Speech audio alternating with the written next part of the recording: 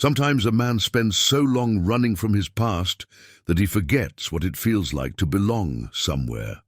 Sometimes all it takes is one moment of simple human decency to change everything. Garrett Hollow had been living alone in the New Mexico mountains for 15 years. The old cavalry officer wanted nothing more than to be left in peace with his memories and his regrets. But when he heard a young girl's cries for help echoing across the canyon, he couldn't just walk away. He pulled her from the quicksand without thinking twice about it.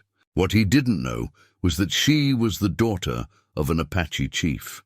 3 days later, when the entire tribe arrived at his cabin, Garrett realized his quiet life was about to change forever. What happens when a broken man who's given up on the world suddenly finds himself face to face with people who see something in him worth saving? Before we jump back in, tell us where you're tuning in from, and if this story touches you, make sure you're subscribed, because tomorrow I've saved something extra special for you.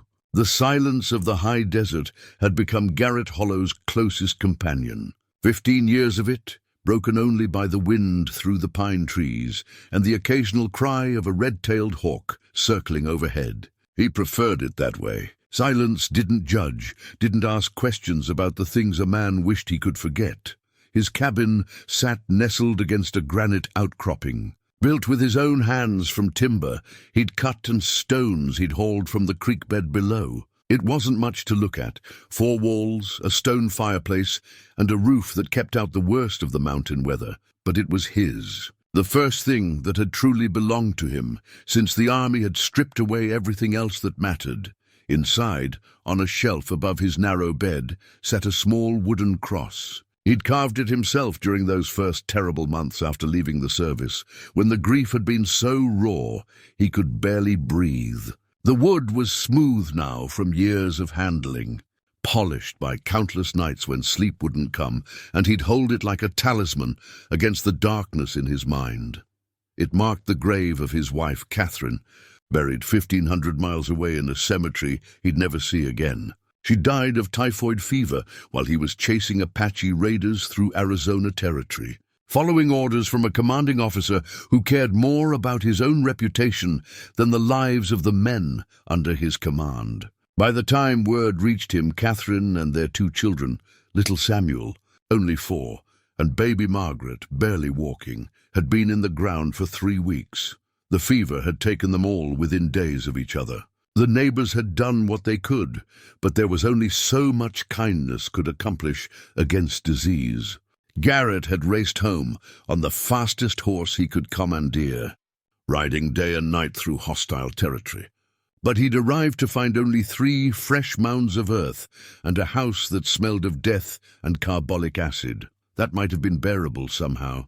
Men lost families to disease all the time on the frontier. It was the price of trying to build something decent in an indecent world. But what happened next had broken something in Garrett that 15 years of mountain solitude hadn't been able to mend. Colonel Marcus Steele had been his commanding officer, a man Garrett had once respected, even admired. Steele was a West Point graduate with political connections and ambitions that reached far beyond military service. He was also, Garrett discovered too late, a thief and a liar who'd been selling army supplies to Confederate sympathizers and pocketing the profits. When Garrett returned from burying his family, hollow-eyed and half-mad with grief, Steele had tried to make him part of the scheme. A grieving widower with nothing left to lose would make an ideal accomplice, Steele reasoned. Who would suspect a man who just lost everything of caring about military regulations?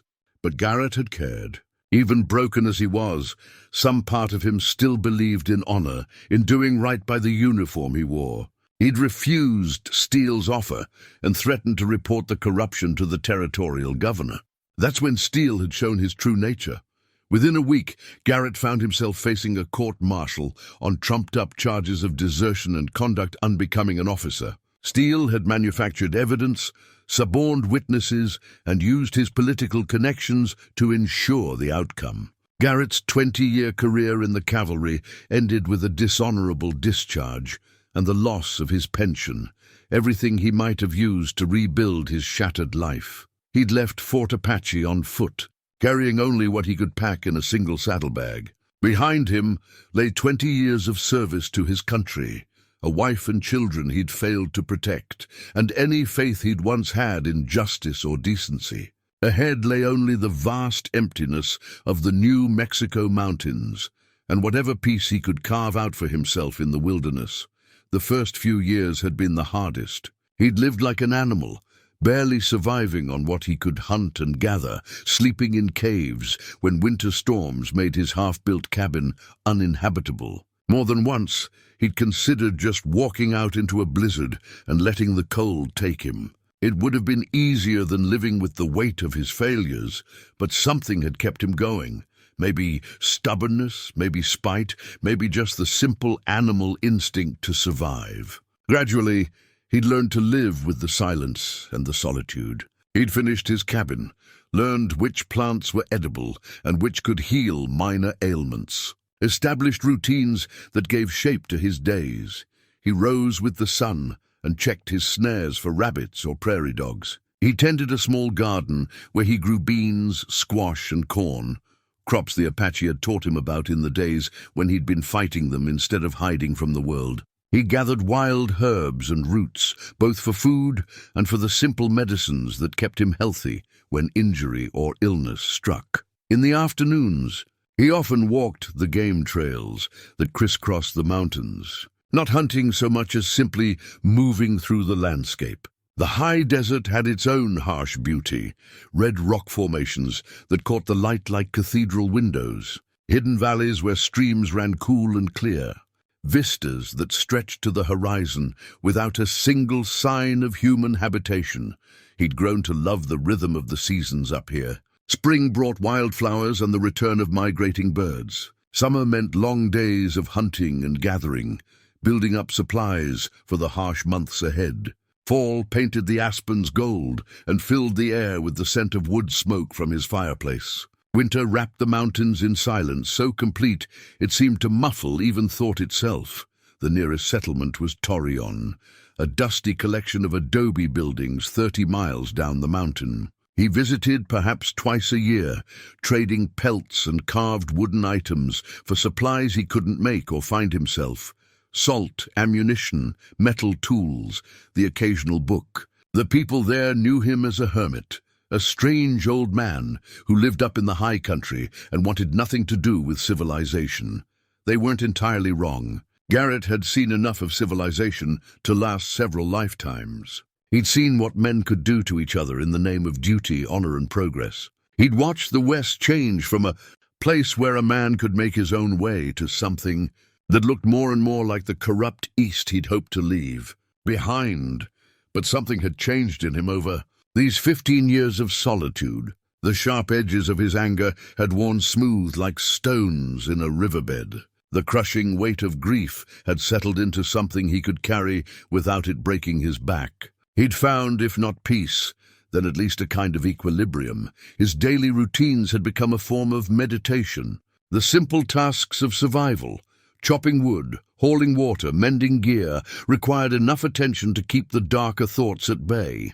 The physical demands of mountain life had kept his body strong despite his 62 years. The mental discipline required to live alone had taught him things about himself he'd never known during his years of military service. He'd learned, for instance, that he was naturally inclined toward gentleness rather than violence. The army had trained that gentleness out of him, replaced it with the hard efficiency required of a cavalry officer. But here in the mountains, with no enemies to fight and no orders to follow, his true nature had slowly reasserted itself. He found himself going out of his way to avoid disturbing nesting birds, taking only what he needed from the land and leaving the rest untouched. When injured animals stumbled into his small sphere of influence, a deer with an infected wound, a hawk with a broken wing, he doctored them as best he could and set them free when they healed. It was a simple life, perhaps even a narrow one, but it was honest in a way his previous life had never been. Out here, there were no politics to navigate, No superior officers to please, no complex moral calculations about duty versus conscience. There was only the basic business of staying alive and treating the world around him with the respect it deserved. He might have continued that way indefinitely, watching the seasons turn from his small window on the world, letting the years flow past like water in the creek below his cabin. The past would have remained buried, his guilt and grief slowly weathering away like the mountains themselves. But fate, it seemed, had other plans for Garrett Hollow, and it would announce itself with the desperate cries of a young girl echoing across a canyon, shattering 15 years of carefully maintained solitude in a single moment of human need. The morning had started like any other in Garrett's carefully ordered world. He'd risen before dawn, checked his snares, and eaten a simple breakfast of cornbread and wild honey. The autumn air carried the crisp promise of winter, and he knew he needed to gather the last of the season's medicinal herbs. Before the first hard frost claimed them, he'd slung his leather gathering pouch over his shoulder, a worn bag he'd sewn himself from deer hide, its surface darkened by years of mountain weather and use. Inside were small cloth pouches for different herbs, a bone needle for extracting thorns, and a sharp knife for cutting roots. The pouch had become as much a part of his daily routine as his morning coffee, a practical tool that connected him to the healing traditions he'd slowly learned from the land itself. Devil's Canyon lay 3 miles from his cabin, a rugged gash in the mountainside where a spring-fed creek had carved through layers of red sandstone over countless centuries. The sides were steep and treacherous, but the canyon floor was rich with plant life: willow bark for pain, echinacea for fever, wild mint for digestive troubles. It was dangerous ground that required careful navigation, but the medicinal bounty made the risk worthwhile. The trail down was little more than a deer path, switchbacking through scattered pine and juniper. Garrett moved with the fluid confidence of a man who'd walked these mountains for 15 years, his feet finding purchase on loose rock and hidden roots without conscious thought. The rifle across his back was more habit than necessity. He'd encountered exactly 3 other human beings in this part of the territory over the past decade, and 2 of them had been running from something worse than a hermit's hospitality. Halfway down the canyon wall, he paused to catch his breath and survey the terrain below.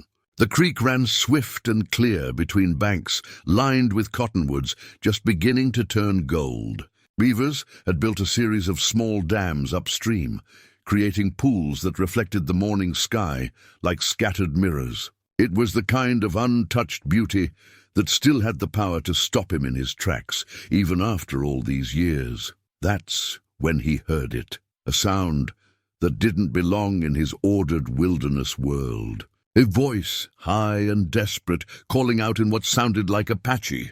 The words were indistinct, distorted by echoes bouncing off the canyon walls, but the terror in them was unmistakable. Garrett's first instinct was to retreat. 15 years of avoiding human contact had left him with a powerful aversion to getting involved in other people's troubles. Whatever was happening down there was none of his business. He could climb back up the trail, return to his cabin, and pretend he'd heard nothing more than wind through the rocks. But even as the thought formed, his feet were already moving down the path. The voice was young, female, and terrified. Some things transcended a man's desire to be left alone. He found her near a bend in the creek, where the water had carved a deep pool against the canyon wall. At first glance, she appeared to be simply standing knee-deep in muddy water at the pool's edge. But as Garrett drew closer, he realized the horrible truth. The girl was trapped in quicksand, and she was sinking. She couldn't have been more than 16. With long black hair, braided with small bones and beads in the Apache style. Her buckskin dress was decorated with intricate beadwork that marked her as someone of importance within her tribe. Her dark eyes, wide with fear, locked onto Garrett's as he appeared through the cottonwoods. She spoke rapidly in Apache, words tumbling over each other in her panic. Garrett didn't understand the language, but her meaning was clear enough. She'd been trying to reach something, perhaps a dropped item or injured animal, and had stepped into what looked like solid ground. Now the quicksand held her fast, and each struggle to free herself only pulled her deeper. The sand was already up to her waist, and Garrett could see she was exhausting herself fighting against its grip.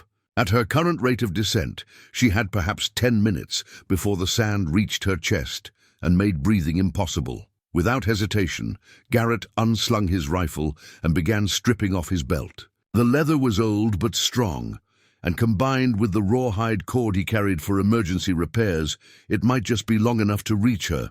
He tied one end around the trunk of a sturdy cottonwood and fashioned a loop in the other end. "Easy now," he called out in English, his voice calm and reassuring despite the urgency of the situation. "Don't fight it. The more you struggle, the faster you'll sink." The girl seemed to understand his tone, if not his words. She forced herself to stop thrashing and focused on keeping her breathing steady. Her eyes never left his face as he carefully maneuvered to the edge of the quicksand. The footing at the pool's edge was treacherous, a mixture of wet sand and hidden rocks that could easily send him tumbling into the same trap that held her. Garrett moved with deliberate care, testing each step before committing his weight. One mistake would mean 2 people trapped instead of 1. He threw the makeshift rope toward her, but it fell short by several feet. The girl tried to reach for it and immediately began sinking faster as her movement disturbed the sand around her. Garrett pulled the rope back and looked around for alternatives. A dead pine branch, bleached white by years of mountain weather, lay partially buried in creek gravel 20 feet away. Garrett retrieved it quickly, using his knife to strip away the smaller branches until he had a pole nearly 8 feet long. He tied the rope to one end and extended it toward the trapped girl. This time she could reach it. Her fingers closed around the rope with desperate strength, and Garrett felt the sudden weight as the quicksand fought to keep its prize. He braced his feet against an embedded boulder and began to pull, steady and patient, fighting the sand's terrible grip inch by inch. The process seemed to take forever. For every foot of progress, the quicksand would tighten its hold and threaten to pull her back down. Garrett's shoulders burned with the strain, and sweat ran into his eyes despite the cool mountain air. But gradually, inevitably, the girl began to emerge from her sandy prison. When her waist cleared the surface, she was able to help by pushing against the semi-solid sand with her hands. When her hips came free, she could use her legs to find purchase against firmer ground beneath the quicksand. Finally, with a wet, sucking sound like the earth itself reluctantly releasing its hold, she pulled free entirely and collapsed on solid ground at the pool's edge. For several minutes, they both simply lay there, catching their breath. The girl was covered in mud and sand from the waist down, shivering partly from cold and partly from the aftermath of terror. Garrett's hands were raw from rope burn, and his back ached from the strain of the rescue. When she finally sat up, the girl looked at Garrett with an expression he recognized from his military days, the mixture of gratitude and disbelief that came from being pulled back from the edge of death. She spoke again in Apache, her voice soft now and filled with emotion.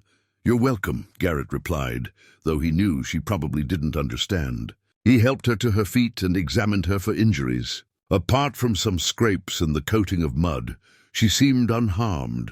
The quicksand had been more frightening than dangerous. At least once someone was there to help.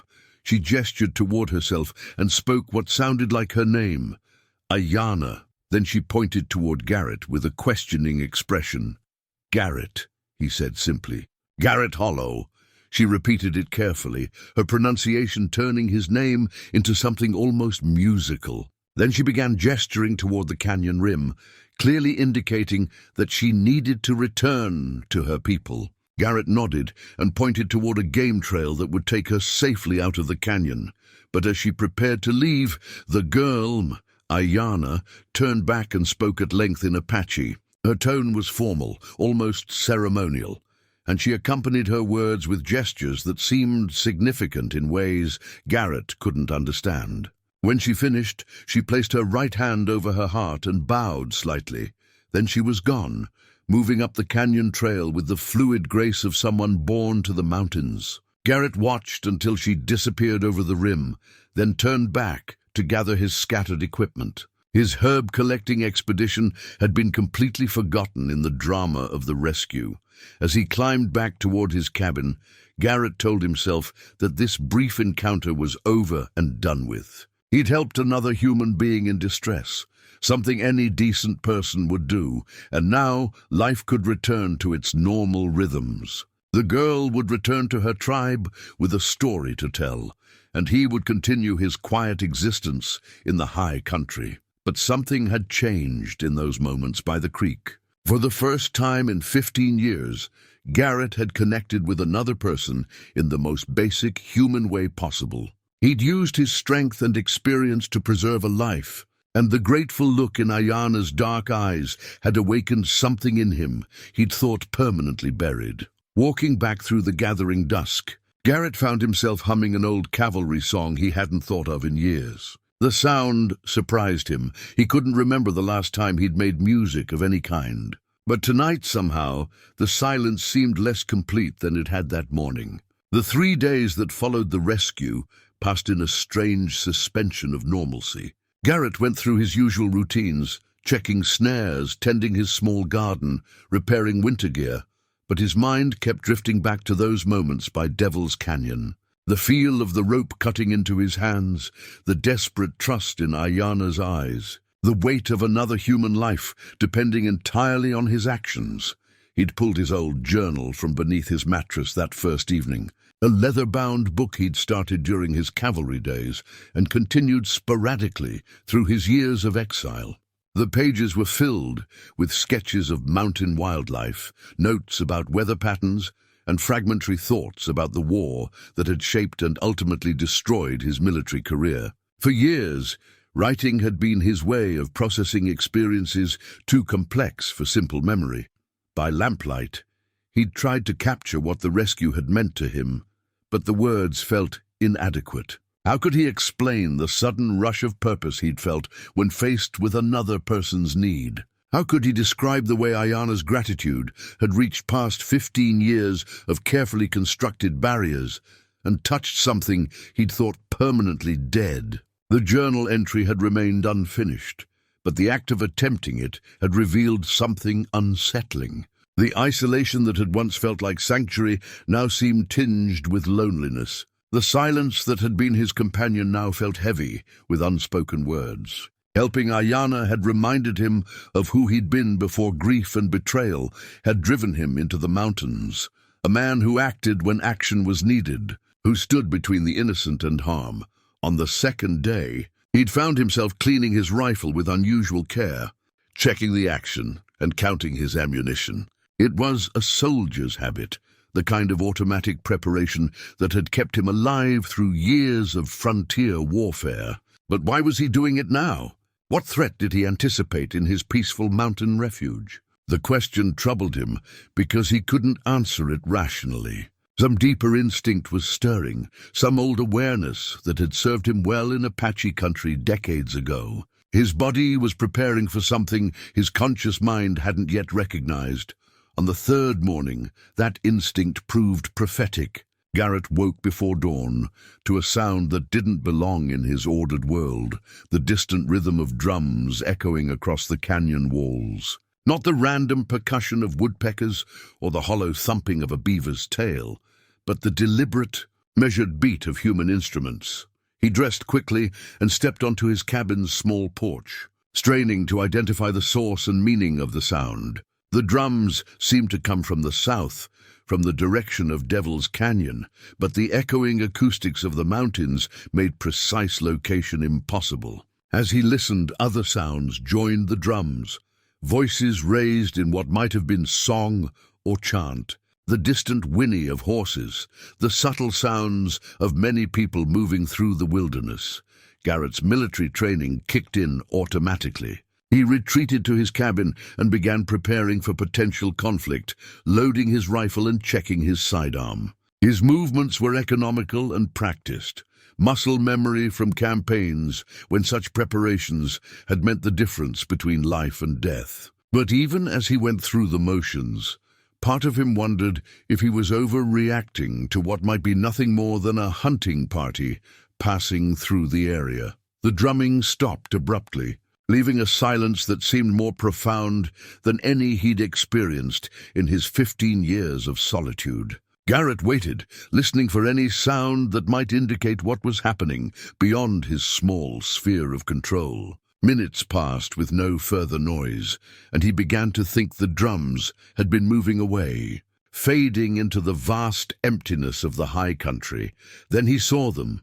They appeared first as movement on the distant ridgeline, dark shapes flowing across the skyline, like shadows given form. As they drew closer, the shapes resolved into riders, more riders than Garrett had seen in one place since his cavalry days. They moved in a loose formation that spoke of discipline and purpose, following the mountain trails with the confidence of people who belonged to this landscape. Through the small telescope he'd acquired for stargazing, Garrett could make out details that made his breath catch in his throat.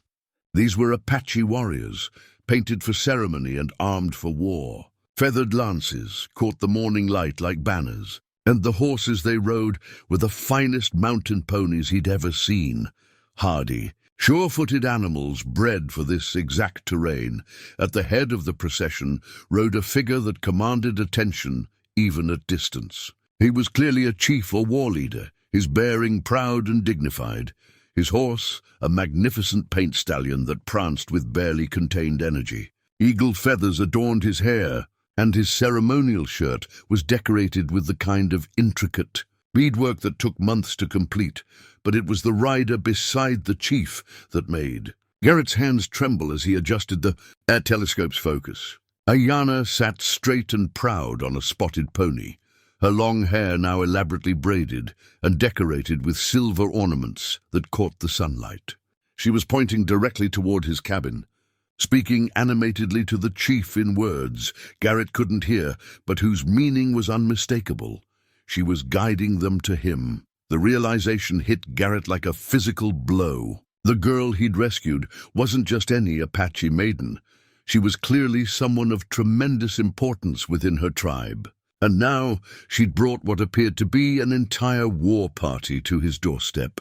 His simple act of human kindness had set in motion events he couldn't begin to predict or control. His first instinct was to run. He could gather his essential supplies, slip out the back of his cabin, and disappear into the maze of canyons and hidden valleys he knew better than any living person. In an hour, he could be miles away, leaving the Apache to find only an empty cabin and cold ashes in the fireplace.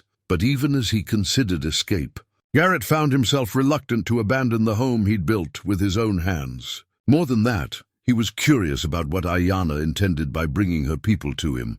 The rescue had been a simple humanitarian act. What could they possibly want from an aging hermit who'd spent 15 years avoiding human contact? The war party was less than a mile away now, close enough for Garrett to see individual faces and count weapons. There were perhaps 40 warriors, all mounted, all carrying the tools of their trade with casual expertise. But their approach was measured rather than aggressive, and they'd made no attempt to surround his position or cut off potential escape routes. If they meant harm, they were going about it in a remarkably civilized way. Garrett made his decision with the same decisive clarity that had once made him an effective cavalry officer. He would stand his ground and face whatever was coming. Running would solve nothing, and might well make him appear weak or guilty of some crime he hadn't committed. Better to meet whatever fate Ayana had arranged for him with dignity and tact. He checked his weapons one final time, then stepped out onto his porch to wait. The morning sun was climbing toward its zenith, painting the surrounding peaks in shades of gold and rose. In the distance, the Apache war party continued its steady approach, and Garrett could now hear the soft percussion of unshod hooves on stone. His quiet life was about to become considerably more complicated. The Apache war party crested the final ridge and descended toward Garrett's cabin with the fluid grace of water flowing downhill. Up close, they were even more impressive than they'd appeared through his telescope. Warriors in their prime, men whose very presence spoke of lives lived in harmony with the harsh demands of the frontier. Their horses moved with the confidence of animals that trusted their riders completely, picking their way down the rocky slope without hesitation. Garrett stood motionless on his porch, hands visible and empty, watching the procession approach. His military experience had taught him the importance of body language in tense situations. Any sudden movement or aggressive posture could transform this encounter from whatever it was intended to be into a bloodbath that would leave him and probably several Apache warriors dead. The chief raised his hand when the party was still 50 yards away, and the entire group came to a halt with a precision that spoke of absolute discipline. For several moments the only sounds were the soft snorting of horses and the whisper of wind through the pine trees. Garrett could feel dozens of dark eyes studying him, taking his measure with the calculating attention of men who'd spent their lives judging potential threats. Then the chief nudged his paint stallion forward, approaching alone. He was a man of perhaps 50 years, his face weathered by sun and wind, but still bearing the sharp intelligence that marked natural leaders. 3 eagle feathers adorned his graying hair, and the intricate beadwork on his shirt told stories Garrett couldn't read but recognized as significant. This was clearly a man of tremendous standing within his tribe. Behind him, Ayana urged her spotted pony forward as well, her young face bright with excitement and something that looked like anticipation. She spoke rapidly to the chief in Apache, gesturing toward Garrett and occasionally pointing back toward Devil's Canyon. Even without understanding the words, Garrett could tell she was recounting the story of her rescue, and the chief's expression grew more thoughtful as he listened. When Ayana finished speaking, the chief studied Garrett for a long moment with eyes that seemed to look straight through to his soul. Then he spoke in heavily accented but clear English. "I am Chief Running Bear of the Chiricahua Apache. This is my daughter, Ayana, who tells me you saved her life 3 days ago." Garrett nodded slowly, relieved that communication would be possible. "I did what anyone would have done, Chief. She was in trouble, and I was able to help." A slight smile touched the corners of Running Bear's mouth. "Not anyone would have helped, Mountain Man. In these times, most white men would have ridden past and left an Apache girl to die. Yet you risked your own life to save hers, asking nothing in return." "There was no risk," Garrett replied, though they both knew that wasn't entirely true. "And no Apache or white man deserved to die in that quicksand." Running Bear dismounted with fluid grace and gestured for Garrett to join him in the space between the cabin and the assembled warriors. It was clearly meant to be a formal meeting, conducted according to protocols that Garrett didn't fully understand, but recognized as important. "My daughter wishes to honor you properly for your deed," Running Bear said. "Among our people, the saving of a chief's daughter creates obligations that cannot be ignored. Will you smoke with us and hear what we have to say?" Garrett glanced at the circle of warriors, noting that several had dismounted and were beginning to prepare what looked like a ceremony. One of the older men was unpacking an ornate pipe from a decorated bag, while others gathered wood for a fire. This was clearly going to be more than a simple conversation. "I'm honored by your offer, Chief Running Bear," Garrett said carefully. "But I should tell you that I'm not much for ceremony. I live a simple life up here, and I don't need any reward for helping your daughter." "This is not about what you need," Running Bear replied, his tone gentle but firm. "This is about what honor requires. Among the Apache, certain debts can only be paid in certain ways. Please allow us to do this properly." Garrett could see that refusal would be taken as an insult, and the last thing he wanted was to offend a war chief surrounded by 40 armed warriors. He nodded his acceptance, and Running Bear smiled with what appeared to be genuine warmth. The ceremony that followed was unlike anything Garrett had experienced during his military service. The warriors arranged themselves in a circle around a small fire, with Garrett and Running Bear seated on opposite sides. The ornate pipe, clearly a sacred object decorated with eagle feathers and intricate carvings, was lit with elaborate ritual. and passed around the circle with solemn reverence. When the pipe reached Garrett, Running Bear instructed him in the proper way to hold it, how to draw the smoke without inhaling too deeply, and the appropriate prayers to offer to the 4 directions. The tobacco was unlike anything Garrett had tasted, sweet and complex, with undertones of herbs he couldn't identify. As the pipe made its rounds, various warriors stood to speak. They told stories of their own rescue experiences, of times when strangers had shown unexpected kindness, of the bonds that could form between former enemies when honor called for it. Ayana herself spoke at length, her voice growing stronger and more confident as she described her terror in the quicksand and her gratitude for Garrett's intervention. When the formal smoking was complete, Running Bear stood and addressed Garrett directly. "You have shown yourself to be a man of honor, Garrett Hollow. My daughter lives because you acted without thought of reward or recognition. This creates a bond between us that cannot be broken." He gestured toward one of his warriors, who brought forward a leather bag decorated with the same intricate beadwork that adorned the chief's shirt. Running Bear opened it to reveal a collection of items that were clearly significant, small bags of what might have been medicine herbs, carved bone ornaments and other objects whose purpose Garrett couldn't guess. "This is a sacred medicine bag, made by our tribal healer," Running Bear explained. "It contains herbs for healing, objects for protection, and symbols of our respect for you. We would be honored if you would accept it as a token of our friendship." Garrett took the bag with hands that trembled slightly. The leather was soft as silk, and he could feel the weight of the various objects inside. It was clearly a gift of tremendous significance, far beyond anything he'd expected or thought he deserved. "You honor me beyond measure, Chief Running Bear," he said. "I will treasure this gift and the friendship it represents." "There is one more thing," Running Bear said, his expression growing serious. "We would like to invite you to visit our village, to see how the Apache live and to meet the rest of our people. Ayana speaks of you as a man apart, someone who understands the mountains as we do. We would welcome you as a friend and guest." The invitation hung in the air between them, like a bridge Garrett wasn't sure he was ready to cross. For 15 years, he'd avoided exactly this kind of human connection, preferring the safety of isolation to the complications of relationships. But looking at Ayana's hopeful face and Running Bear's dignified expression, he found it difficult to simply refuse. "That's a generous offer," Garrett said slowly. "But I'm not much for visiting. I've grown accustomed to my own company up here."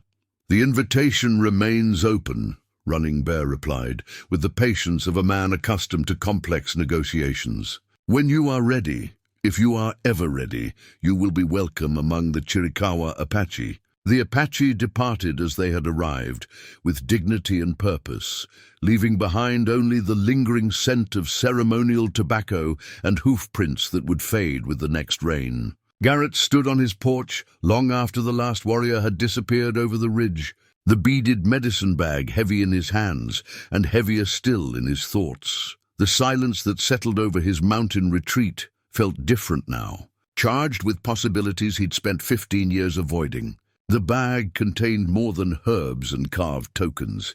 It held the weight of obligation, the burden of friendship freely offered and tentatively accepted. For a man who'd grown comfortable with his solitude, it represented a complication he wasn't sure he was ready to handle. He carried the bag inside and placed it carefully on the shelf beside his carved wooden cross. The contrast between the two objects wasn't lost on him, one representing his buried past and enduring grief, the other pointing toward a future he couldn't yet envision. The cross spoke of loss and isolation. The medicine bag whispered of connection and belonging. For 3 weeks, life returned to its familiar rhythms. Garrett checked his snares, gathered the last of the autumn herbs, and began the seasonal preparations that would see him through another mountain winter. But the routines that had once provided comfort now felt hollow. Mechanical actions performed without the contentment they'd once brought. His sleep grew restless, troubled by dreams that mixed memories of his cavalry service with visions of Apache warriors riding through landscapes that shifted between the high desert and the killing fields of his military past.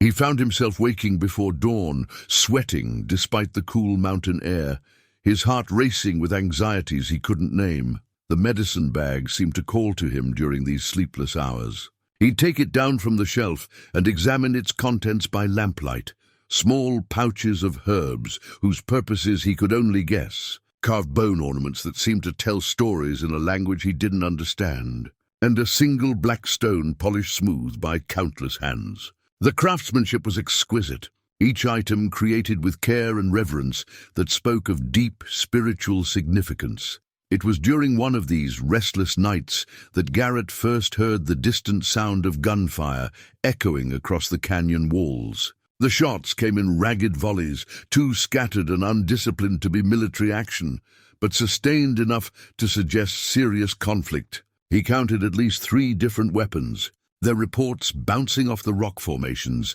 until it was impossible to determine direction or distance.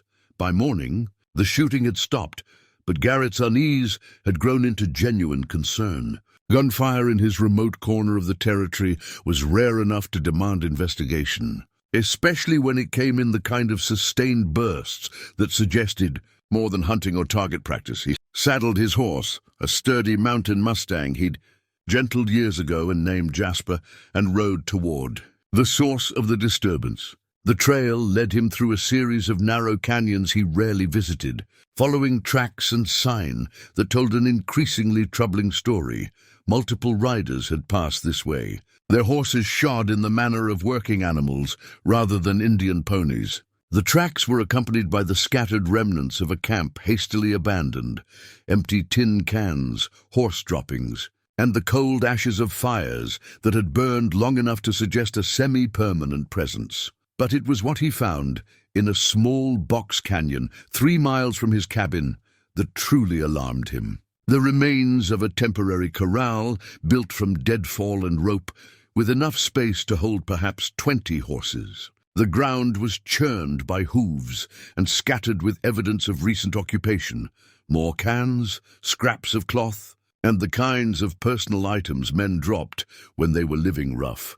Most disturbing of all were the fresh graves. 3 mounds of earth covered with stones, marked only by crude wooden crosses that bore no names or dates. Whatever had happened here had been serious enough to cost lives, and the hasty nature of the burials suggested the survivors had been in considerable hurry to leave. Garrett studied the sign with the practiced eye of a man who'd spent years tracking Apache war parties across similar terrain.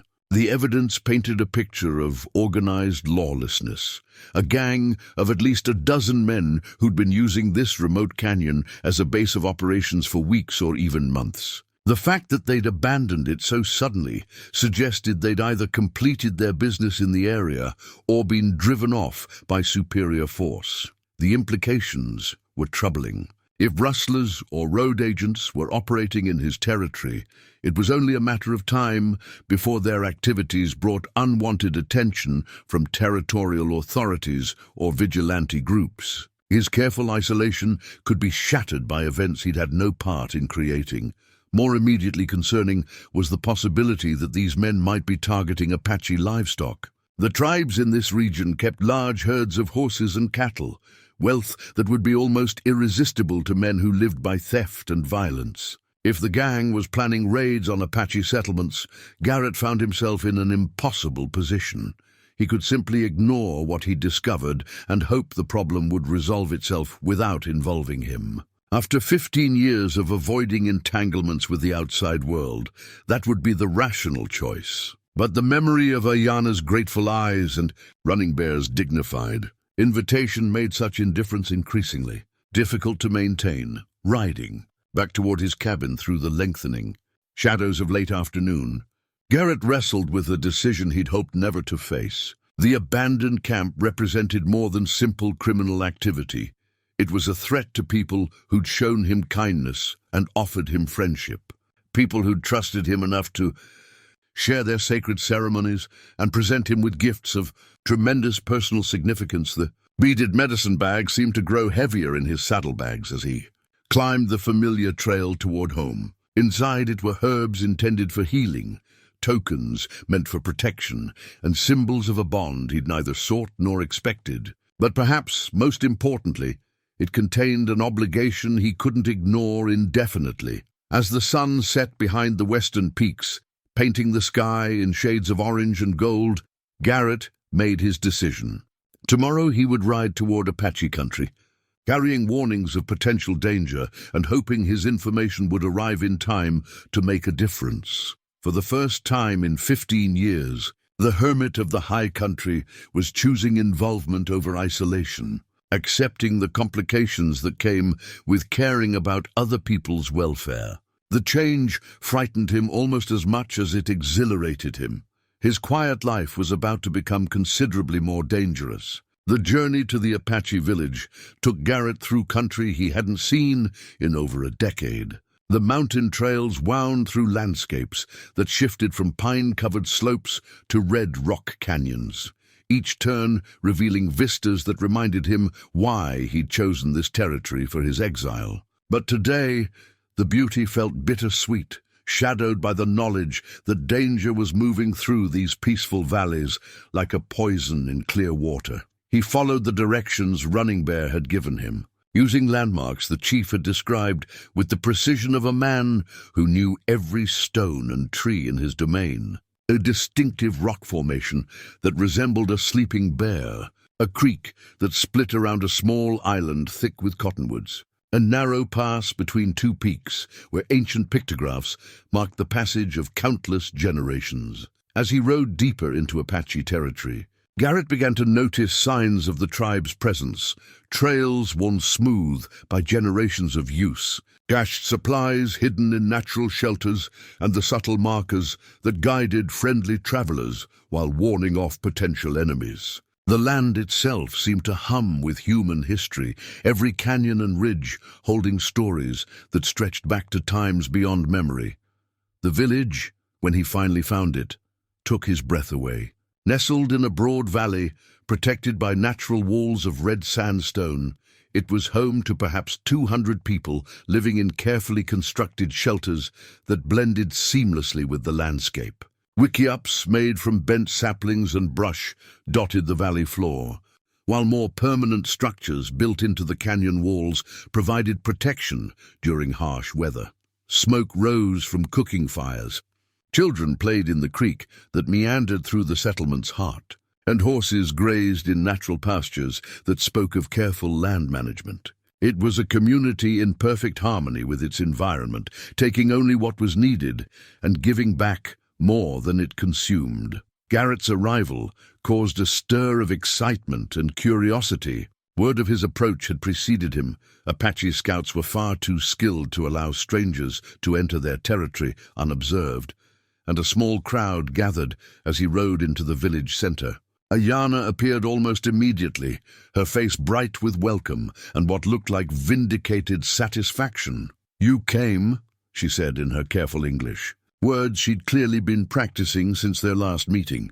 "My father said you would when the time was right." Chief Running Bear emerged from what appeared to be a council lodge, his expression mixing pleasure with concern. He'd apparently recognized that Garrett's unexpected visit wasn't purely social. Men didn't ride 20 miles through dangerous country just to exchange pleasantries. "Welcome to our home." "Garrett Hollow," the chief said formally. "You honor us with your presence.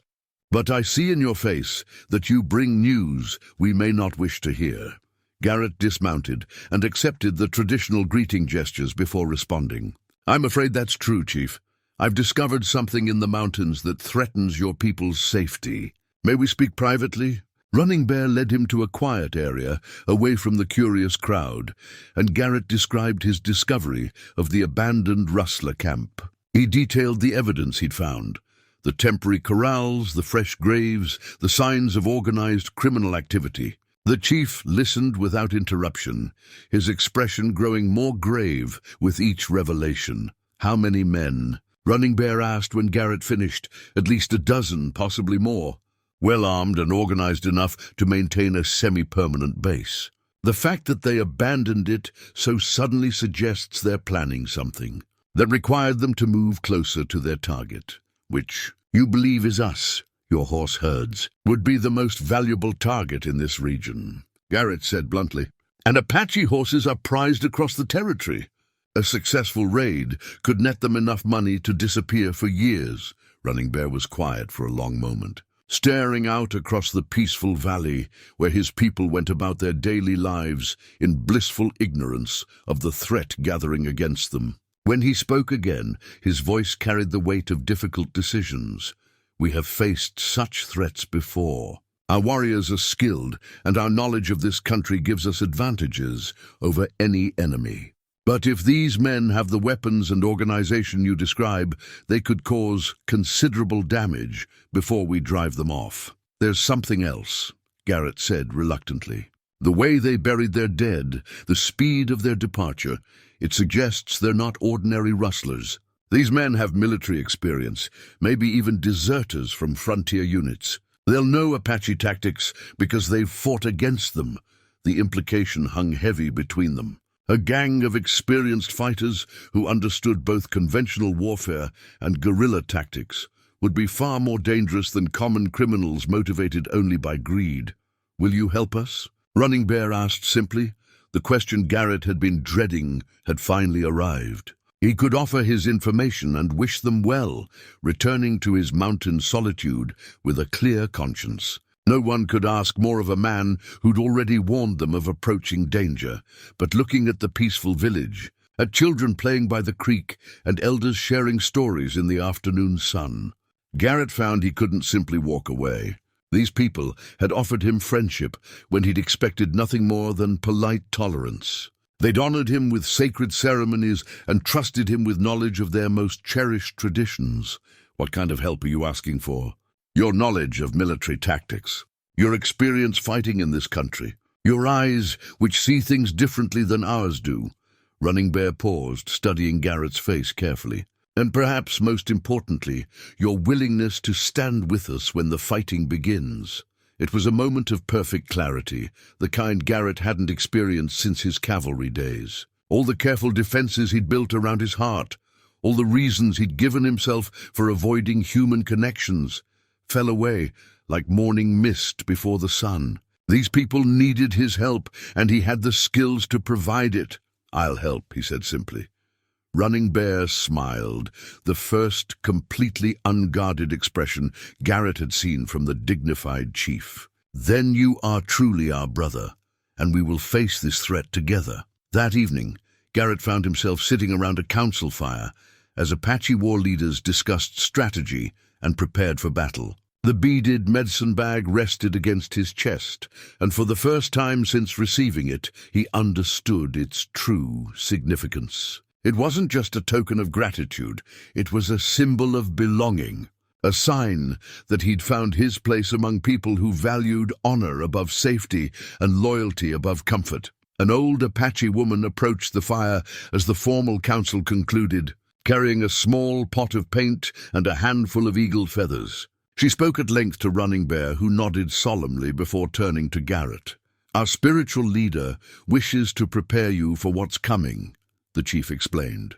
"She wants to paint you as one of our warriors, to ensure the spirits will protect you in battle." Garrett nodded his acceptance, and the old woman began applying sacred paint to his face with ritual precision. Each line and symbol carried meaning he didn't fully understand, but respected deeply. When she finished, she pressed a single eagle feather into his hand and spoke words in Apache that sounded like a blessing. She says, "You have the spirit of a warrior who protects rather than conquers," Ayana translated, appearing at his elbow with pride shining in her young face. "She says the spirits have been waiting for you to remember who you truly are."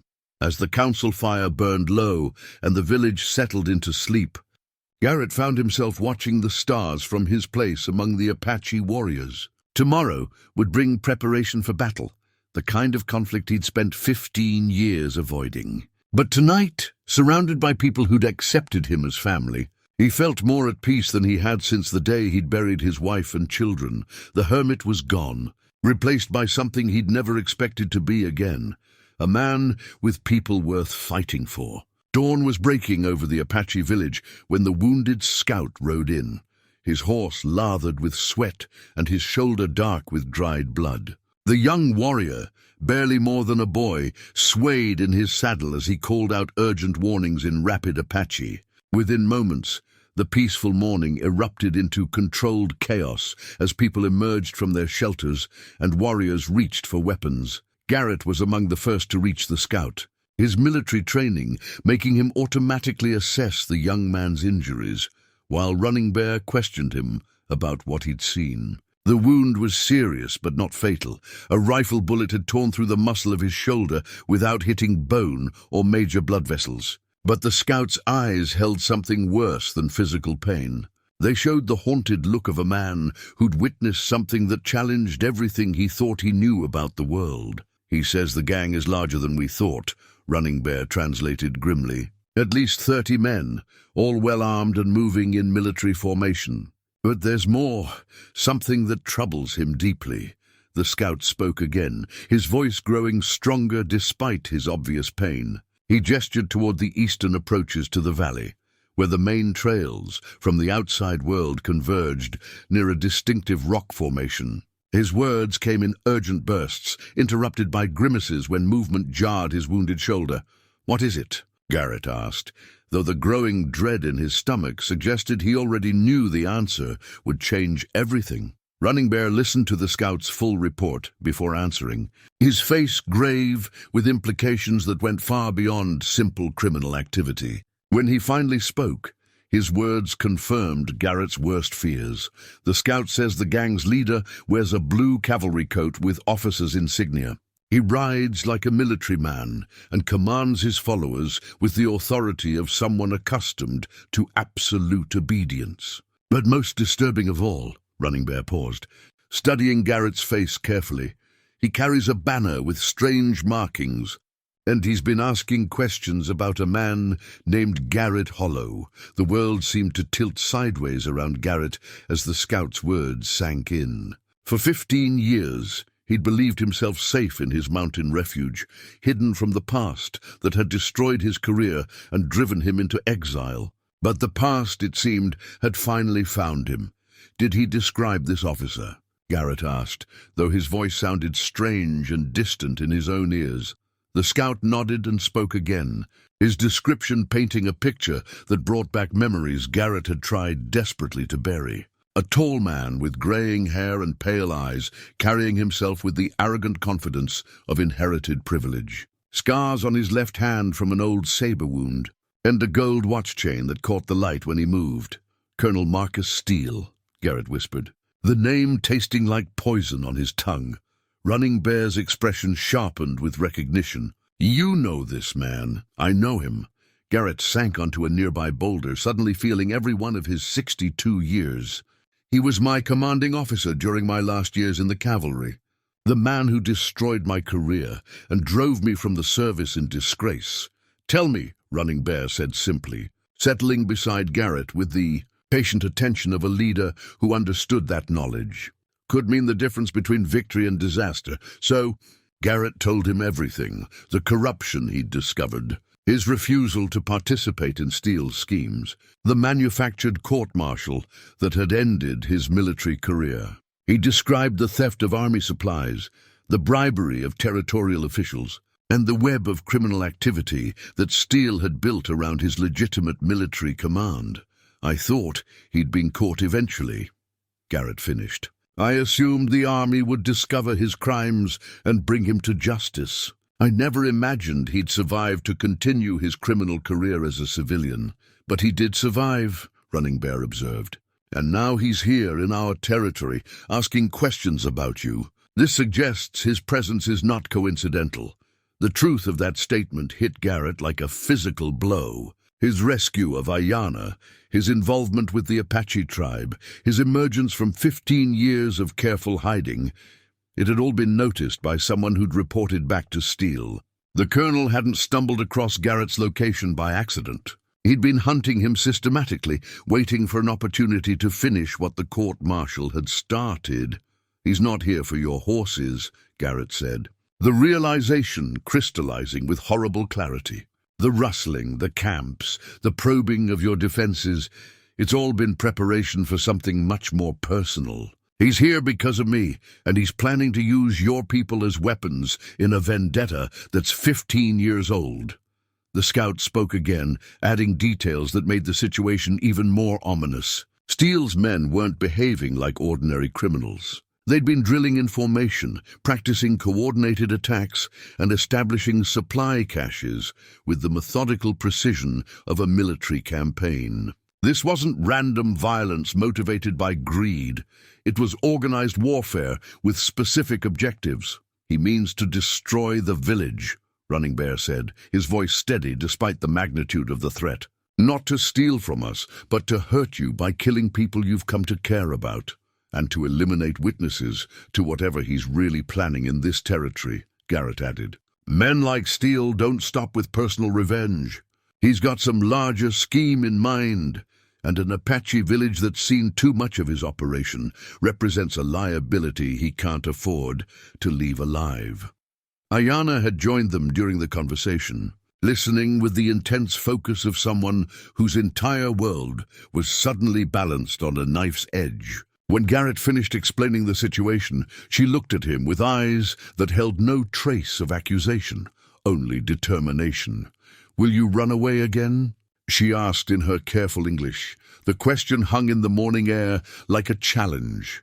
Garrett could disappear into the mountains, leaving the Apache to face Steele's revenge without the complication of his presence. It might even be the tactically smart choice.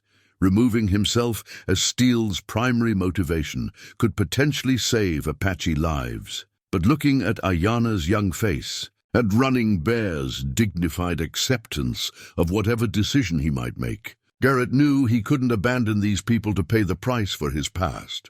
They'd shown him kindness when he expected nothing, offered him belonging when he thought himself beyond redemption.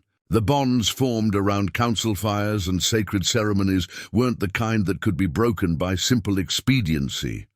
"No," he said firmly, "I won't run. This is my fight as much as yours now, and I won't let you face it alone." Running Bear nodded, as if he'd expected no other answer. "Then we plan for war, but not the kind of war Steele expects us to fight. He knows Apache tactics from his military service, but he doesn't know Garrett Hollow tactics. Together, we may find advantages he hasn't considered." As the council gathered to discuss strategy, a rider appeared from one of the outer guard posts, bringing news that made the situation even more urgent. Steele's force had been spotted moving through the approaches to the valley, following trails that would bring them within striking distance of the village by nightfall. The colonel had apparently decided that 15 years was long enough to wait for his revenge. In his saddlebags, Garrett still carried the crumpled military dispatch he'd found among the papers scattered at the abandoned camp, a document that revealed the true scope of Steele's operations. The colonel hadn't just survived his criminal career. He'd expanded it into a network that reached from territorial government to army supply contracts. The Apache village wasn't just a target for personal vengeance, it was a noose, and that threatened to unravel a conspiracy worth thousands of dollars and dozens of lives as Garrett prepared for the battle that would determine whether his past would finally be buried or would destroy the future he'd found among the Apache. He fingered the eagle feather Running Bear's spiritual leader had given him. Whatever happened in the hours ahead, he would face it as the man he'd become, not the broken soldier who'd fled into the mountains 15 years ago. The hermit's long exile was finally over. The Apache village transformed into a fortress with the fluid efficiency of a people who'd spent generations preparing for war. Within hours of the wounded scout's arrival, every non-combatant had been evacuated to the sacred caves high in the canyon walls, natural shelters that had protected the tribe's most vulnerable members through countless conflicts over the centuries. Garrett watched the evacuation with admiration and growing respect for Apache tactical thinking. The elderly, the children, and the pregnant women disappeared into hiding places so cunningly concealed that even knowing their approximate locations, he could barely make out the cave entrances. Supplies for a week-long siege had been cached in advance, and escape routes through the back canyon provided multiple options if the worst should happen. But it was the transformation of the warriors themselves that truly impressed him.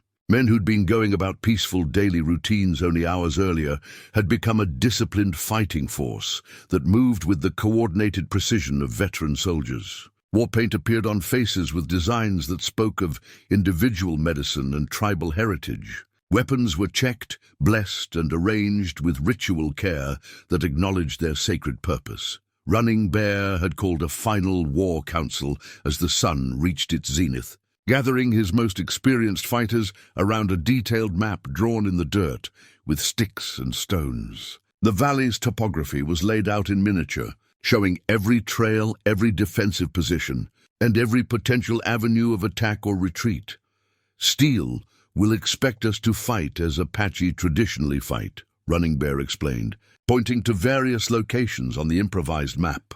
Hit-and-run tactics, ambushes from concealment, harassment designed to wear down a larger force over time. These are proven methods that have served our people well, but Steel knows those methods, Garrett added, kneeling beside the map to trace potential attack routes with his finger. He's fought against Apache warriors for years. He'll have countermeasures prepared for traditional tactics. One of the older war leaders, a scarred veteran named Stone Wolf, spoke up with the kind of directness that marked experienced fighters. "What do you suggest, White Warrior? How do we fight a man who knows our ways better than we know his?" Garrett studied the map for a long moment, his mind automatically falling into the patterns of tactical analysis that had made him an effective cavalry officer. But this time, instead of planning to defeat Apache warriors, he was planning with them against a common enemy who threatened everything they held dear. "We give him what he expects, but not where he expects it," Garrett said finally. "Steel will position his men to counter traditional Apache tactics in traditional Apache territory. But what if we make him fight on ground of our choosing, using methods he hasn't seen before?" He began sketching modifications to the defensive plan, incorporating elements of conventional military strategy with Apache knowledge of the local terrain. Guard posts were repositioned to create interlocking fields of fire. Escape routes were redesigned to become tactical advantages. Hidden weapons caches were established at points where retreating warriors could rearm and counterattack. The key is making him commit his forces to a battle plan based on what he thinks he knows about us. Garrett continued. Then we changed the rules in the middle of the fight. Ayana had been listening from the edge of the council circle, her young face serious with the weight of impending conflict. When Garrett paused in his planning, she spoke up with a suggestion that surprised everyone. "I should be part of the fighting," she said in her careful English. "Steel came here because of what happened between me and Garrett. This is my battle too." "Absolutely not," Garrett responded immediately, his voice carrying the absolute authority of a man who'd lost too many people he cared about. "You're barely 16 years old, and this isn't going to be the kind of fight where we can protect anyone who doesn't need to be there. I can ride better than most of your warriors," Ayana shot back with the fierce pride of Apache youth. "I can shoot, I can track, and I know these canyons better than anyone. You need every advantage you can get running." Bear watched this exchange with the careful attention of a leader who understood that decisions made in the heat of preparation could determine the outcome of battles. When both Garrett and his daughter looked to him for judgment, he spoke with the measured wisdom that had kept his people alive through decades of frontier warfare. "Ayana will have a role to play," he said finally, "but not in the direct fighting. Her skills are better suited to scouting and communication between our scattered positions. She can move through this country unseen and carry messages that could mean the difference between coordination and chaos." It wasn't the answer Ayana wanted, but she recognized the compromise inherent in her father's decision and nodded acceptance. Garrett felt a mixture of relief and pride, relief that she wouldn't be in the thick of the fighting, pride that she'd grown into someone brave enough to volunteer for it. As the afternoon wore on, the final preparations took on an almost ritual quality. The tribal medicine woman moved through the village blessing weapons and painting protective symbols on warriors who requested them. Sacred songs were sung to ensure the favor of the spirits, and offerings were made to the four directions for guidance. In the coming battle, it was during these ceremonies that the medicine woman approached Garrett with a pot of ceremonial paint and a bundle wrapped in soft deerskin. She spoke at length in Apache, her words carrying the formal cadence of spiritual instruction. "She wants to complete your transformation," Running Bear translated, "to paint you fully as one of our warriors and give you the protection that comes with proper preparation." Garrett knelt before the elderly woman, feeling the weight of the moment settle around him like a ceremonial blanket. This wasn't just about war paint and ritual. It was about accepting his place among people who'd become his family, acknowledging that he was no longer the broken man who'd fled into the mountains 15 years ago. The medicine woman worked with deliberate care, covering his face and arms with intricate designs that spoke of strength, protection, and belonging. Each line carried meaning passed down through generations, connecting him to warrior traditions that stretched back to the beginning of Apache history. When she finished with the paint, she unwrapped the deerskin bundle to reveal items of tremendous spiritual significance.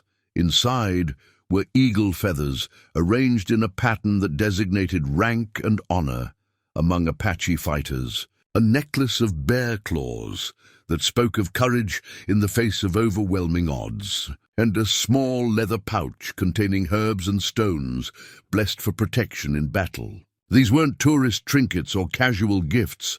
They were sacred objects that marked him as a full member of the Apache Warrior Society. "She says the spirits have been calling you home for 15 years. Ayana translated, her voice soft with emotion. "They sent me to the Quicksand, so you would have a reason to remember who you truly are." As the sun began its descent toward the western peaks, scouts reported the first sightings of Steele's force moving through the outer approaches to the valley. 32 men, all mounted and armed with military precision, following the main trail with the confidence of a force that expected to catch its enemies. Unprepared, Garrett climbed to a high observation post where he could study the approaching enemy through a borrowed telescope. Even at distance, he recognized Steele's rigid military bearing and the gold watch chain that caught the afternoon light. The colonel rode at the head of his column with the arrogant confidence of a man who believed he held all the advantages. But there were details in the enemy formation that troubled Garrett's tactical eye. The men following Steele moved with too much discipline for ordinary criminals, and their equipment was too uniform and well-maintained for a simple rustling operation. These were soldiers, either deserters from regular army units or men recruited from military backgrounds for this specific mission. "He's brought a professional force," Garrett reported to Running Bear when he returned from his observation. "These aren't just gunmen hired for their willingness to kill. They're trained fighters who'll follow orders and maintain discipline under fire." "Then we'll have to be better than professional," Running Bear replied with grim determination. "We'll have to be Apache." As darkness began to settle over the valley, the final defensive positions were manned and the last communications checks were completed. Warriors melted into concealment with the practiced invisibility that had made Apache fighters legendary throughout the frontier. Weapons were loaded, prayers were offered, and farewells were exchanged with the quiet dignity of people who understood that some of them might not see another. Sunrise, Garrett found himself assigned to a position that overlooked the main. Approached to the village, armed with his reliable rifle and backed by 3 Apache warriors whose skill with bow and lance had been proven in countless previous conflicts. From here, he could coordinate the initial defense and signal the implementation of tactical modifications as the battle developed. In his shirt pocket, carefully wrapped in oiled cloth, he carried a letter he'd written to his long-dead wife, Catherine. It wasn't a goodbye.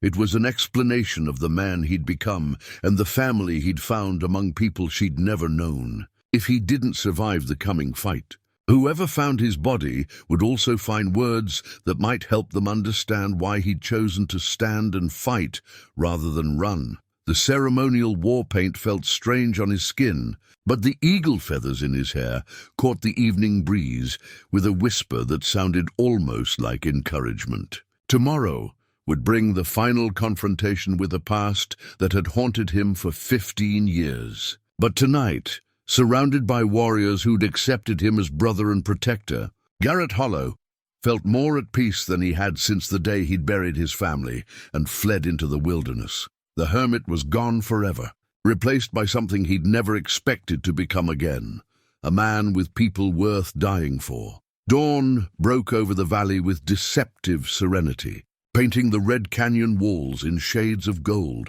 and rose that belied the violence gathering in the eastern approaches. Garrett lay concealed among the rocks of his assigned position, his father's cavalry saber retrieved from its hiding place. Beneath his cabin floor, resting beside his rifle like a promise of personal reckoning. The saber had been his grandfather's before his father's, carried through frontier campaigns that stretched back to the Mexican War. Its steel bore the nicks and scratches of honest service, and its brass guard was worn smooth by generations of hands that had gripped it in moments of desperate need. Bringing it to this fight felt like completing a circle that had been broken 15 years ago, when dishonor had driven him from the service. Through his telescope, Garrett watched Steele's force deploy with military precision along the ridge overlooking the village. The colonel had positioned his men to take advantage of the high ground, establishing overlapping fields of fire that would turn the valley floor into a killing zone. It was textbook cavalry tactics adapted for dismounted action, exactly what Garrett had expected from a West Point graduate who fought by the manual. But Steele's deployment also revealed the fatal flaw in his tactical thinking. He was preparing to fight Apache warriors who would behave according to his preconceptions, not the hybrid force that actually awaited him. The positioning that would be devastatingly effective against traditional hit-and-run tactics left several blind spots that could be exploited by fighters who understood both Apache stealth and military coordination. 33 men, Garrett whispered to Stonewolf, who crouched beside him in the concealment of a natural rock shelter. Steele's added another fighter since yesterday, probably a scout who caught up with the main force during the night march. The Apache war leader studied the enemy positions through his own spyglass, counting muzzle flashes as morning light reflected off rifle barrels. His weathered face showed no emotion, but Garrett could sense the veteran warrior calculating distances, angles, and timing with the practiced eye of someone who'd survived dozens of similar confrontations. "They expect us to attack from the canyon floor," Stonewolf observed. "Their rifles command all the obvious approaches, which is why we're not going to use the obvious approaches," Garrett replied. "Signal running bare that the enemy is in position. It's time to spring our surprise." The signal, a hawk's cry perfectly imitated by one of the younger warriors, echoed across the valley and was answered from 3 different positions. The Apache fighters were in place, hidden among rocks and brush in locations Steele's men couldn't see from their elevated positions. The colonel had achieved tactical superiority over ground he controlled, but he didn't control the ground that mattered. Steele himself appeared at the center of his line, his blue cavalry coat making him easily identifiable even at distance. Through the telescope, Garrett could see the colonel's pale eyes scanning the village below, searching for targets and probably wondering why the Apache seemed to be taking so long to react to his obviously superior position. "Come on, Marcus," Garrett murmured. "Make your move. Show me what 15 years of criminal life has taught you about warfare."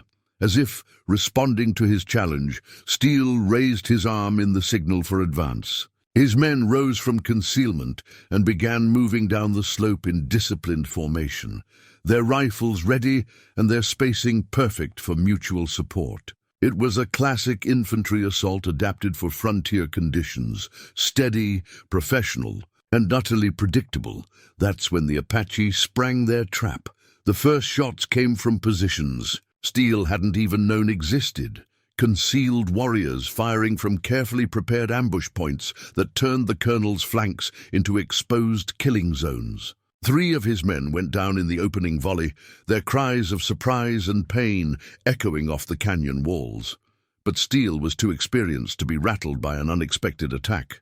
He immediately signaled for his men to take cover and return fire, adapting his assault plan to deal with enemies who weren't where they were supposed to be. His troops responded with the disciplined professionalism of men who'd faced hostile fire before, finding cover and establishing a defensive perimeter that could protect them while they assessed the new situation. "He's good," Stone Wolf acknowledged grudgingly as they watched Steele reorganize his forces. "Not many white officers recover that quickly from a failed plan." "He's very good," Garrett agreed. "That's what makes him dangerous. He won't make the same mistake twice, and he'll adapt faster than most commanders could manage." Even as he spoke, Garrett could see Steele directing his men to new positions that would counter the Apache ambush tactics. The colonel had quickly identified the source of the flanking fire and was maneuvering to neutralize it while maintaining pressure on the village itself. Within minutes, he turned a tactical disaster into a manageable problem. The sound of concentrated rifle fire filled the valley as both sides settled into the kind of sustained firefight that favored superior numbers and equipment. Steele's men had both advantages, and they were using them systematically to suppress Apache positions and advance their own agenda. But they hadn't seen the real surprise. "Yet signal Ayana," Garrett told Stonewolf. "Tell her it's time for the cavalry saber to teach the colonel about tactics he never learned at West Point." The Apache war lance felt perfectly balanced in Garrett's hands as he moved through the network of hidden passages that honeycombed the canyon walls. Blessed by tribal spirits and decorated with eagle feathers that caught the morning light, it represented the fusion of 2 warrior traditions, the steel discipline of his cavalry training merged with the fluid adaptability of Apache warfare. Ayana had delivered his message with the silent efficiency that made Apache scouts legendary. Now, as gunfire echoed across the valley below, the real battle was about to begin. Steele's men were focused on the obvious threats, pinned down by Apache marksmen who fired from concealment and melted away before return fire could find them. The colonel himself remained at the center of his defensive formation, directing the fight with the calm authority of a professional soldier. But Steele had made the fatal mistake of assuming his enemies would fight the kind of battle he expected. He'd positioned his men to counter Apache tactics without considering that those tactics might be enhanced by military knowledge equal to his own.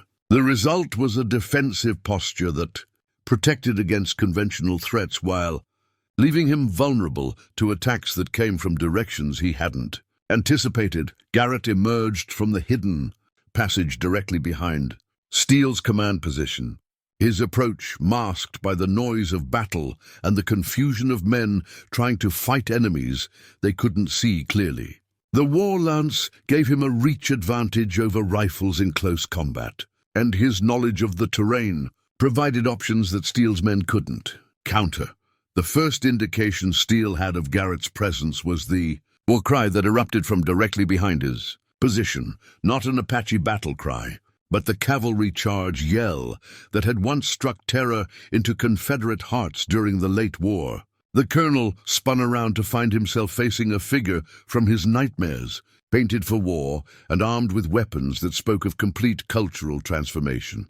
"Hello, Marcus," Garrett said, his voice carrying across the sudden silence that fell over the immediate area as nearby fighters on both sides realized they were witnessing something more than tactical maneuvering. "It's been 15 years.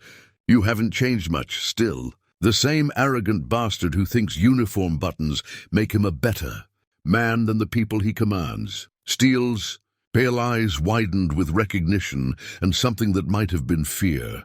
The mountain hermit he'd been hunting had been replaced by something far more dangerous, a warrior who'd found reasons to fight beyond simple survival.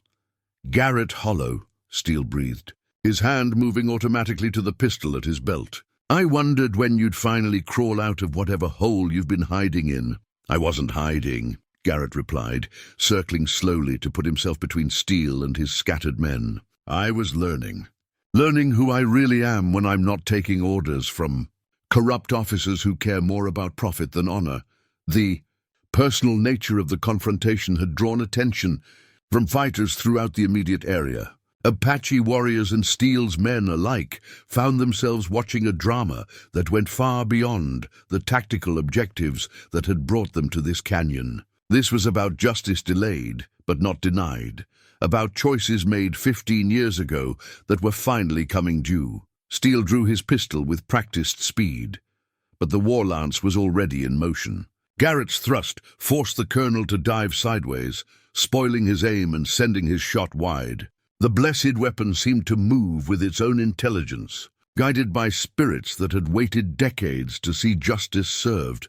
You destroyed my career, Garrett said, as they circled each other like wolves disputing territory. You stole my pension, my reputation, everything I'd earned through 20 years of honest service. But that wasn't enough for you, was it? You had to hunt me down and try to finish what the court-martial started. You were weak, Steele snarled, fumbling to reload his pistol while keeping distance from the lance point that tracked his every movement. Too weak to take advantage of the opportunities frontier service provided. Too moral to understand that honor is a luxury honest soldiers can't afford. And you were corrupt, Garrett countered. Corrupt enough to betray everything the uniform represents for a few stolen dollars and political connections that meant more to you than the lives of the men under your command. Steele's reload was complete, but before he could bring his weapon to bear, Apache warriors appeared from concealment on 3 sides. They'd been watching the personal combat with the respect due to matters of honor, but the colonel's attempt to gain unfair advantage had crossed lines that couldn't be ignored. Running Bear stepped into the circle of conflict, his own war lance at ready position. This is Apache land, he said in his careful English. Here, we fight with honor, or we don't fight at all. The chief's intervention forced Steele to face a choice that revealed his true character. He could accept single combat against an enemy who'd bested him through superior skill and knowledge. Or he could try to use his remaining men to overwhelm opponents who offered him fair treatment despite his crimes. Steele chose as Garrett had known he would. The colonel raised his pistol toward Ayanna, who'd appeared at the edge of the combat circle to witness the resolution of events that had begun with her rescue from Quicksand. If I can't have my revenge on you, Steele said, his voice ugly with frustrated malice, I'll settle for taking the life you've chosen to protect. But the shot never came. Garrett's cavalry saber, drawn with the fluid motion that had once made him legendary among frontier officers, took Steele's gun hand at the wrist. The colonel's scream echoed across the valley as his weapon tumbled into the rocks below. The war was over. Justice, 15 years delayed, had finally arrived. 6 months after the battle, Garrett stood in the same spot where he'd once faced Colonel Steele in single combat. But the valley had been transformed by peace and prosperity. The Apache village below thrived with new construction, expanded gardens, and the sound of children playing by the creek that meandered through the settlement's heart. Trade routes that had once been dangerous now brought peaceful commerce, and the tribe's horse herds grazed openly in pastures that no longer required constant vigilance. The wedding blanket draped across his shoulders told the story of his transformation, in patterns and colors that spoke of acceptance, belonging, and hope for the future. Woven by the tribal women over months of careful work, it was a masterpiece of Apache artistry that incorporated symbols representing both his military heritage and his adopted Apache identity. The blanket would become a family heirloom, passed down through generations as a reminder of how an outsider became a protector and found his way home. "You're thinking too much again," said Eleanor, his wife of 3 months, as she joined him on the small rise overlooking the village. The tribal healer who'd painted him for war had become the woman who'd shown him that even a heart scarred by loss could learn to love again. Her presence beside him felt as natural as breathing. as if the years of solitude had been nothing more than preparation for this moment of complete contentment. "Just remembering," Garrett replied, slipping his arm around her waist and marveling again at how perfectly she fit against his side. "Thinking about how different everything looks when you're not running from it." Elena smiled with the quiet wisdom that had first drawn him to her during the long healing ceremonies that followed the battle. She'd seen through his painted warrior facade to the wounded man beneath, and her gentle persistence had convinced him that some kinds of healing required more than herbs and time.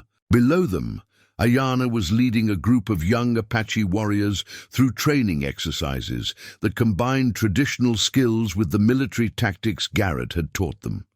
At 19, she'd grown into a confident young woman whose leadership abilities reminded everyone of her father. But it was her role as bridge between old ways and new knowledge that made her truly valuable to the tribe's future.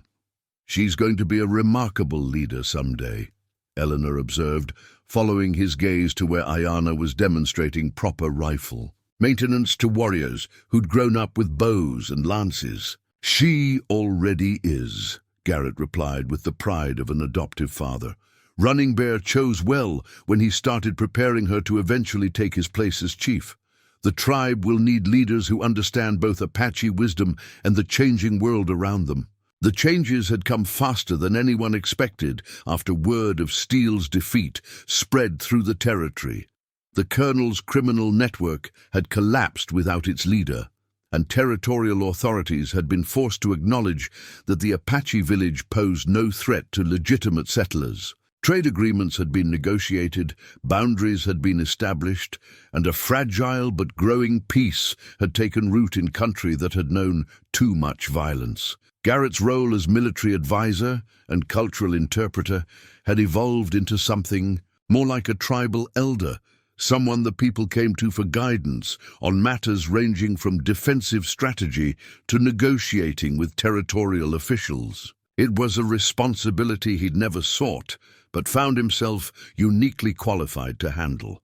His morning routine now included visits to the graves of his wife and children, buried 1,500 miles away, but somehow feeling closer than they had during his years of exile. The conversations he held with their memory had changed from expressions of guilt and grief to stories of his new life and the family he'd found among the Apache. Elena had suggested building a small memorial garden where he could honor their memory while remaining rooted in his present happiness. The carved wooden cross and the beaded medicine bag now rested side by side on a shelf in the home he shared with Elena, symbols of past and present united in a way he'd never thought possible. The cross no longer represented only loss and isolation. It had become part of a larger story that included redemption, belonging, and the possibility of new beginnings even after devastating setbacks. His journal, once filled with fragments of pain and memories too difficult to process, now contained detailed records of Apache customs, observations about frontier diplomacy, and plans for the school he and Eleanor hoped to establish. Young Apache. Children deserved to learn both their traditional heritage and the skills they'd need to navigate an increasingly complex world.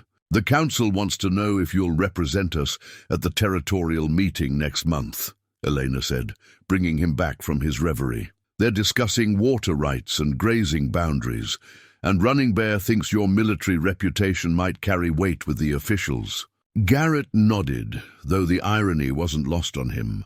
The same military background that had once seemed like a burden was now an asset that helped protect the people he'd come to love. Colonel Steele's defeat had restored not just his personal honor, but his ability to use his skills in service of something larger than himself. As the sun set behind the western peaks, painting the sky in shades of orange and gold that reminded him of Apache ceremonial paint, Garrett reflected on the long journey that had brought him to this moment.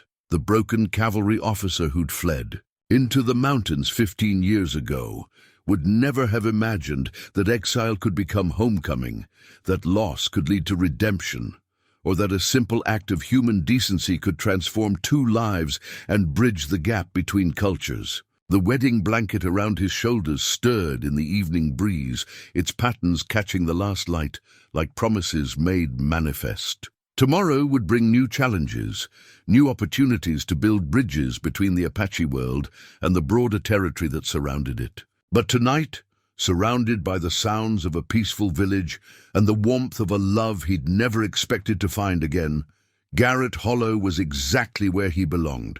The hermit was gone forever, replaced by a man who'd learned that sometimes the most important journeys lead not away from home, but toward it.